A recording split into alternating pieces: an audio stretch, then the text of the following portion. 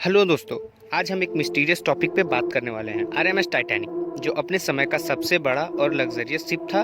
White star line नामक company ने इसे बनाया था। 10 अप्रैल 1912 को टाइटैनिक अपनी पहली यात्रा अटलांटिक ओशियन के द्वारा इंग्लैंड के साउथहैम्पटन से अमेरिका के न्यूयॉर्क सिटी तक करने वाला था। इस शिप की कमांड 62 साल के सीनियर एडवर्ड जॉन स्मिथ के हाथों में थी और इसमें करीब 2200 यात्री थे।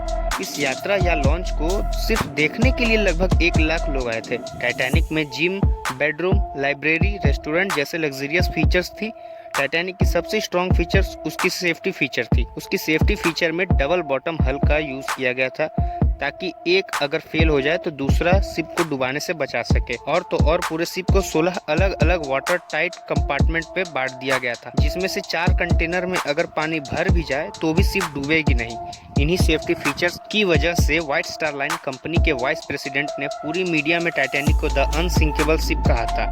इस शिप को बनाने का खर्च उस समय $7.5 मिलियन आया था। अगर आज की तारीख में इसे बनाया जाए तो लगभग $400 मिलियन का खर्च आएगा। टाइटैनिक की लंबाई 269 मीटर और ऊंचाई 53 मीटर थी। टाइटैनिक की maximum speed 43 kilometre per hour थी। टाइटैनिक को एक दिन में लगभग 600 टन कोयले की जरूरत पड़ती थी और करीब 100 टन धुआं एक दिन में निकलता था।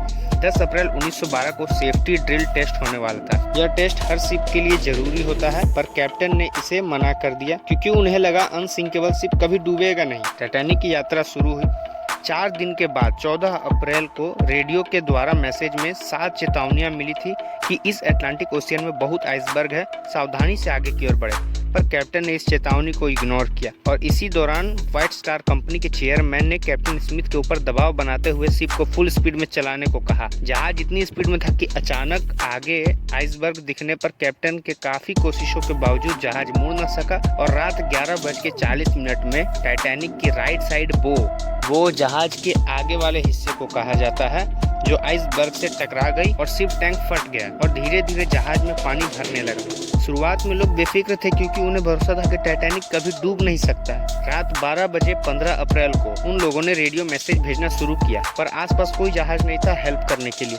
अब 6 कंपार्टमेंट पे पानी भर चुका था, तो कैप्टन ने पूरे 1 घंटे बाद लाइफ बोट रिलीज करने का ऑर्डर दिया। पहले लाइफ बोट को रिलीज किया गया, जिसमें सिर्फ 28 लोग ही गए, बल्कि 65 की क्षमता थी, क्योंकि लोगों को लग रहा था शिप अनसिंकेबल है। लाइफ बोट में पहले औरतों और बच्चों को प्रावधान दिया जा रहा था। जहाज में मात्र 20 लाइफ बोट्स ही थे, जो कि लगभग 700 लोगों को ही बचा सकते थे, लेकिन शिप में 55 लाइफ बोट की कैपेसिटी थी, तो यह भी एक लापरवाही की गई थी। अगर पूरी लाइफ बोट होती तो शायद ज्यादा लोग बच पाते, पर न होने के कारण 15 अप्रैल 1912 को रात 2:20 पे जहाज के साथ करीब 1500 लोग डूब गए। समुद्र की टेम्परेचर उस रात -2 डिग्री सेल्सियस थी, जिसमें कोई भी 15 से 20 मिनट से ज्यादा जिंदा नहीं रह सकता, तो जिन्हें तैरना भी आता होगा वो भी बच नहीं पाए होंगे।